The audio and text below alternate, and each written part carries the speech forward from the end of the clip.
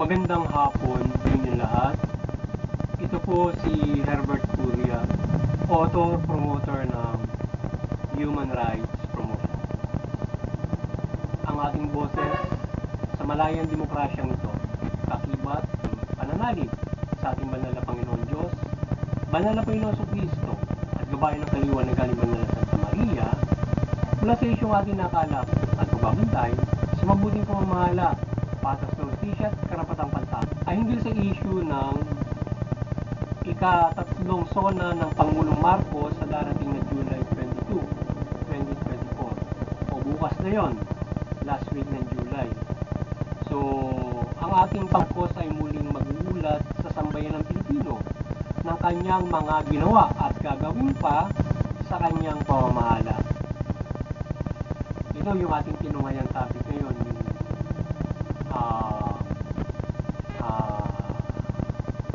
ang gagawing third zona ng ating Pangulong Marcos. Sa loob ng 2 taon na panunungkulan ng ating Pangulong Marcos ay sa ating pag-aanalisa ay kanyang mahalaanan ang ating bansa na may patutunguhang perspektiba at paglilingkod sa sambayan ng Pilipino. Sa loob ng 2 taon na ito ay nanumbalik pa lamang ang bago pa lang nakauusad mula sa pandemic at sa kanyang pagpaparangkada ng ating bansa ay kanyang napag-ibayo ang pagbabago nito doon sa bagong Pilipinas. Ayan, doon sa ating analisasyon doon sa panunungkulan ng ating Pangulong Marcos from maupo siya hanggang ngayon ay maayos naman yung pag-arangkada ng ating pamalaan o ng ating bansa mula doon sa nakaraang pandemya na tayo ay bulusok ng epidemya, hindi lamang Pilipinas kundi ang buong mundo. So, pagbangon yung ang pamamahalang kanyang dinatnan para mamamalaan niya ang bansang ito may patuloy yung perspektiba. May pamahalaan niya yung perspektiba niya para sa bansang ito. So, pinamahalaan ng Pangulong Marcos ang bawat ahensya na mahusay at kanyang pinasunod ang mga ito sa mabuting pamamahala at paglilingkod sa ating bansa o taong bayan. Ang bawat ahensya ay kinamit ang kanilang mga pangunahin na ito. Ang Department of Agri o DAR na ang pamamahagi ng lupa sa magsasaka ay kanyang pinalawig at tinulungan ang mga magsasaka sa kanilang pagsasaka sa iba't ibang tulong kagaya ng mga tulong pinansyal at mga kagamitan, etc. So, yun. So, sa pamamahala o pinamahalaanan ng ating Pangulong Marcos sa pamahalaan mula doon sa kanyang ahensya, siyempre iba't ibang opisina. So, pinamahalaanan din na maayos doon sa pagbangon mula doon sa pandemya at kanyang naging prime, siyempre na sa kanyang pamamahala ay yung food security. Kanyang pinangalagaan yung ating Department of Agriculture. Akibat yung DAR kung saan ay kanyang pinag-ibayo yung pagtulong sa magsasaka at pamamahagi ng lupa doon sa mga walang lupang magsasaka para mayroon silang masaka na sarili nila. So maganda yung kanyang programa para dyan. Bagamat may mga ilang mga nangyayari na hinggil sa pin ng global na yan. But pinag-ibayo ng ating Pangulo na may pamahagi ng mga lupa na pamahalaan doon sa mga beneficiary. So, sa DSUD naman ay ang pamahagi o pabahay program na ay tinalawig under the pambansang babae ng ating Pangulo. So, marami yung nabenepisyon dito at mabebenepisyon pa dito sa 1 million yung target a year sa bagong bilang ng ating Pangulo sa kanyang pambansang babae. So, maganda yung kanyang pinatuunan niya yung pabahay din. Food security, pabahay yung sa ating bansa. So, maganda yung kanyang ginawang pamamahala na tinignan niya yung seguridad sa pagkain at saka yung pabahay para yung malilimunan hindi magutom, mayroon tirahan. So, yan yung kanyang pinupuno ngayon all over the country para mabigyan ng pagbisita niya sa iba't ibang bansa para trabaho at investment ay kanyang bayo at maging sa lokal na trabaho at so, sa pagpapalawig ng ekonomiya. So ganun din yung naging diskarte niya, foreign investment para malaking makatulong sa pagpapalago ng ating ekonomiya ng mga trabaho sa atin para magkaroon tayo achieve natin yung full employment o magkaroon tayo ng maraming trabaho para sa lipunan ng Pilipinas. So yung trabaho at life lupa ay napag-ibayo at pinag-iibayo pa ng ating Pangulo. Kakibat nito ang social services from DSWD na puspusan din ang programa nito sa pagtulong sa ating masa mula sa maralitang mga bayan, mga nasalanta ng mga sakuna at iba't ibang hinaharap kagaya ng education. So yung ating DSWD. So yung pag-ibayo nga niya ng nabanggit na baho, pabahay, lupa at saka yung social services na halimbawa kung nagkaroon ng mga sakuna at mula nga doon sa naging nasalanta pa ng pandemic ay kanya natutulungan. So kabilat kanan yung tulong ng ating Pangulo ng DSWD. So yung subsidiya ng ating pamahalaan ay kabilat kanan na tulong para sa mga pangangailangan ng mga sektor at ating kababayan na hindi sapat ang kinikita. So ang 4Ps ay pinagpatuloy sa pagtulong at iba't ibang kawang-gawa o serbisyo ng pamahalaan. So ang kadiwa ng Pangulo ay malaking tulong sa ating kababayan, nakapos ang kinikita at sa pagtaas ng bilihin ay makamimenos dito sa kadiwa. So yun sa ating problemang inflation at iba't ibang kabilat kanan yung tulong na ginawa ng ating pamahalaan. From DSWD, 4Ps at saka yung iba't ibang ginawa nung iba pang programa para makatulong sa ating mga kababayan na maayudahan yung pamumuhay ng hindi ba 5,000 na tayo ginasuhan na yung speaker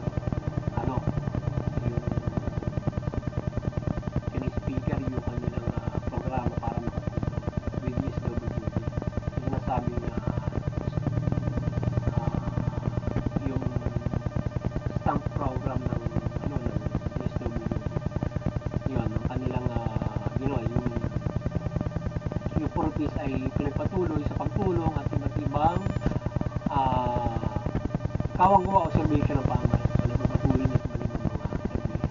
So doon naman sa peace in order ay ang ating kawisan naman ay naging mahusay sa human rights based approach ito from anti-drug campaign at naging marasing suppressing drug criminals at iba't iba pang mga kriminalidad sa Pilipinas. So dun sa anti-criminality o sa peace and order ng ating Pangulong Marcos, pag-aanalisan natin medyo naging kaya nung nakaraan medyo brutal, medyo masyadong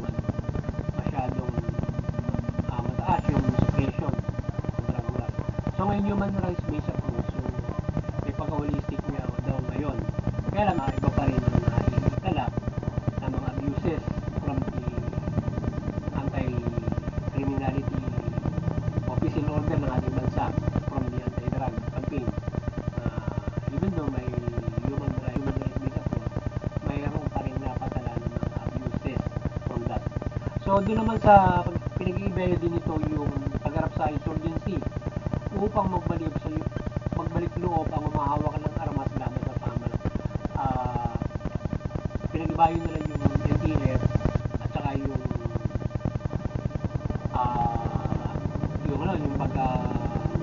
pagkakaroon nila ng sa pagbabalik loob amnesty program. So pinag-ibayo nila amnesty program doon sa laban sa insurgency.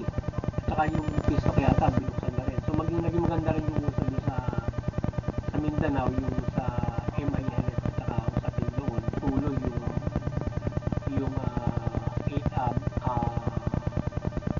yung Bangsamoro at Autonomous Region. So naging maganda yung kanilang pagharap at saka doon sa lahat ng mga rebelde doon. MILF. So na maganda yung pagpatunayan ng ating pamahalaan doon sa rebelde doon. At maging dito sa CPP and PNDF naman ay kanilang yung amnesty program pinalago nila para kapag mga binukan niya tayo peace talk din. ating mga napalap na informasyon ay may mga umaabuso pa rin sa pagharap sa peace and order na medyo may kataas yung ibang mga abuses. So sana ay mapaigting pa ng ating Pangulo. Siyempre yung nilatnan niya, may gano'n na yun eh. So mapaigting pa ng ating Pangulo yung human rights based on peace and order, and maging doon sa pagpapatupad ng pagharap sa insurgency na mapag-ibayo yung human rights na international humanitarian law, human rights, para hindi madirektibahan niya yung sa PNP and AP na hindi umabuso in peace and order and facing insurgency. So yun. So doon naman sa edukasyon ay mahusay din ang nakapaglilingkod ang ating pamahalaan na mabigyan ng libreng edukasyon ng ating bansa, at ang health services ay mga lata na ito. So maging education talagang so siya nagbayo rin. So ang ating politika at ekonomiya at civil at social at cultural ng mga usapin ay in good standing na ipamamahala ng ating Pangulong Marcos, at naway makamit ang mataas na porsyento na pagtubot ng magandang status. So yung inequality natin in politics, economic and civil ay pinag-ibayo natin Pangulong Marcos na makamit yung mas mahusay na maabot yung equality dito sa kanyang pamamahala, na naabutan niya na medyo talamak yung equality ay unti-unti ring pinamit ng nakaraang administrasyon. Sa ngayon ay sana mataas na porsyento makamit na magkaroon tayo ng equality sa politika, ekonomiya, social, civil, cultural, from human rights and justice. So yan yung ilan sa mga problema, dahil yung just natin medyo mabigat pa rin yung inequality. So dapat puspusin ng ating Pangulong Marcos yung pamamahala niya na makamit yung equality and justice. Yan yung sa mga mahalaga rin. Yung ating equality sa pamamahala, politics, gobyerno, pagpapalagaan ng ekonomiya, yung peer. So yung equality niyan, at unti-unti na nga niya yan ay kanyang ginagawa from the human rights doon sa pabahay, sa pagbibili ng lupa yan, at trabaho yan.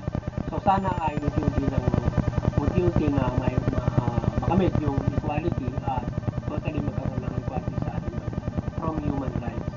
Yan, ito ay matutupad at maging standard yung pamumuhay. So yung human rights ay nasusunod naman ng ating pamahalang Marcos na may patupad ito at makamit ang ng mga pipilang mula sa ating nabanggit ng mga analisasyon. So yun, kaya unti-unti yung human rights ay nasusunod naman at naipapatupad, at sana ay fully yung nasabi natin politika namin hanggang sa human rights. Justice ay totally matupad ng fully at equal para sa lahat. So sana makamit yan. From the 2 years nagagawa na niya na, at hanggang sa ika-6 na taon niya ay makamit niya ang mataas na porsyento ng equality ng politics, economics ng ating Pangulong Marcos. So ngayon ang human rights promotions ay maring sumusuporta sa mabuting pamamahala, patas ng hustisya at karapat-dapan. Sa isyong ito ng tugsona ng ating Pangulong Marcos sa July 22, 2024 o bukas ay ating sinusuporta ng Administrasyon Marcos sa pamamahala nito at kanya mga serbisyo at proyekto na ginagawa. Gagawin pa at iba-ibang mabuting pamamahala nito.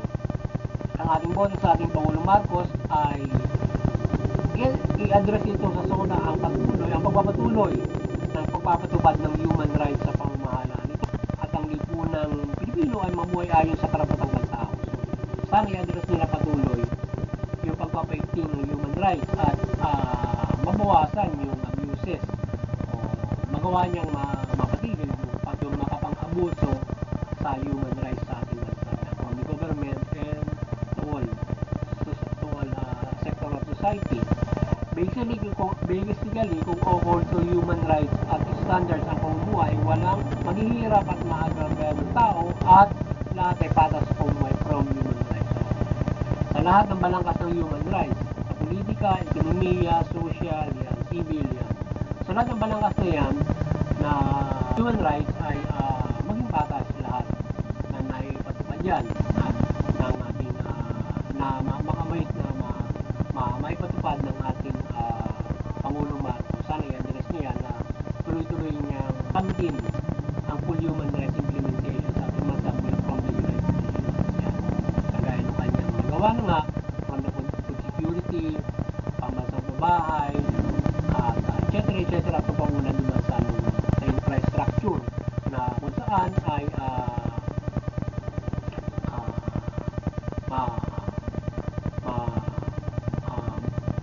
mataas yung development na kanyang ginawa at sinusugan niya ang mga proyekto na pangmahala para sa kaunlaran ng ating masasagay ng iba't ibang mga infrastructure projects na kanyang pinapatupad, lalo na kung paunlad ng lokal na pamahalaan ay kanyang ganyan. So sana magawa niya na lubos yan yung pamahalaan niya sa local government na lahat ng siyempre buong bansa sa local dapat pag pumunta ka sa bawat lokal na pamahalaan maunlad dyan, hindi lang maunlad yung mga kalsada na nag-uugnay sa bawat mga lokal na pamahalaan, hindi yung dapat ng mga lokal na pamahalaan maunlad. Hindi lang yung halimbawa from Metro Manila to Calabar kompleto yung kalsada, pero yung mga bayan-bayan dapat sana maunlad din. So naway gabayan siya ng banal na Santa Maria na may patupad ng lubos ang human rights, good governance at equal justice ay makuha ng maunlad at ayon sa karapatan sa bagong Pilipinas. Sana magabayan ang ating banal na Marcos, gabayan ng banal na Santa Maria ang ating Pangulong Marcos at maliwanagan siya at patuloy niya may magawa yung Pilipinas. At gabayan siya ng Panginoon Diyos, banal na Espiritu Santo ng Panginoon Jesucristo sa kanya iba't ibang mga way to para mapamahalaan ng yan ng mabuti ng bansa. Kaya ating equality. So ang ating political, ekonomiya at social, civil at cultural na mga issue at usapin ay mapamahalan niya ng patas sa lahat mula sa human rights sa gayon ang pangulad at kapayapaan at kapag-ibayo sa ating bansa at maabot natin ang mataas ng antas ng pamumuhay. So yung patas ng justisya at ay kanyang pag-ibayuin upang ang bansang ito ay mamuhay ng walang umaabuso at naapi kung pagkatarungan. So yan, sana ay makapagpahiral siya ng fair justice sa bansang ito. Isa sa mga inequal sa bansang ito na yung justice sa marami yung naagrabyado at yung fulcrum of our society palagi siyempre nangyayabo yung mayaman sa mahirap napapaboran yung iba. Marami lagi biktima ng justice kagaya ng LGK, mga trauma charges yan, mga ganun, at yung mga may nasisira nila ang mga buhay. Kaya dapat may magkaroon ng quality of justice in our society, from the government and to the civil society. Mayaman, hindi siya lamang sa mahirap, so it's fair for everyone. Pero syempre hindi pa rin nawawala from that na status, yung equality of justice, parang mayaman at mahirap, hindi patas, di ba? So kaya dapat sana yung equality of justice, kahit may mayaman at mahirap, patas na may patas. Kung gumawa ng mayaman, mapaparusahan sila. Yung mahirap, kung gumawa ng masama, mapaparusahan sila. So fair lang na kung sinong gumawa ng masama, walang sisinungin mayaman o mahirap. Kaya influencer na, diba? So walang mapapalakan. So yun, at muli maliwanagan ni Banal Santa Maria ang bansa mula pamahalaan niya at lipunang Pilipino. Yung pamahalaan, mamahala ng mabuti, matuwid at tumunin yung karapatan ng tao at patas sa justisya at hindi sila umabuso. Yung mga may Pilipino naman sumunod sa pamahalaan, suportahan yung mabuting pamamahala, karapatan ng tao, patas sa justisya. Sa ngayon tayo ay ng kaunlaran, mahusay na kaunlaran at kapayapaan. Ngayon ay tayo ay lalong higit na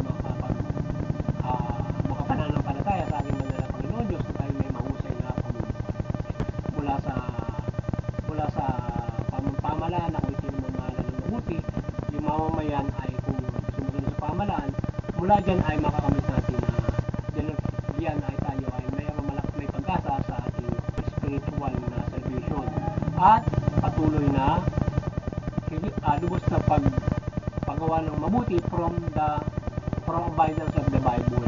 Yan. Ay makapamumuhay tayo ng mabuti, ma-abide natin yan kung maganda from that point na tayo ay may mahusay na kapayapaan. Kaya kung magulo, siyempre napakahirap mo magawa yun para dahil magulo yung buhay, lalo kung naghihirap ka. But tayo may ginabayan ng Bible, hihirap ka para ikaw ay makapagpapalagay. So yun, magandang hapon sa inyo lahat. Sana na po sa Boss Luman ang Human Rights Promotion sa linggong ito, hinggil sa ating hinggil sa karapatang tao at mahala mula dito sa ating issue na dapat ng sona ng ating pagmamahal sa darating bukas, July 20. Magandang hapon sa inyo lahat at ang biyaya ng Panginoon